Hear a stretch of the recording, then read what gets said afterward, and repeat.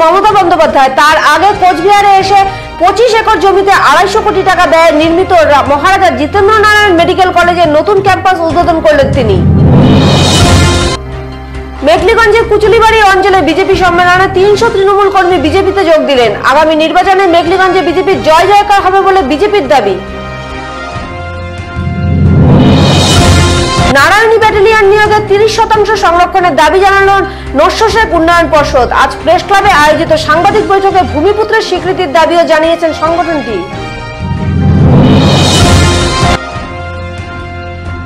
মুখ্যমন্ত্রী সভায় একদিন আগে কোচবিহারে বিভিন্ন জায়গায় লাগানো হয়েছে দাদার অনুগামী ব্যানার। ঘটনায় বিব্রত এবং বিরত কোচবিহারের তৃণমূল নেতাকর্মীরা।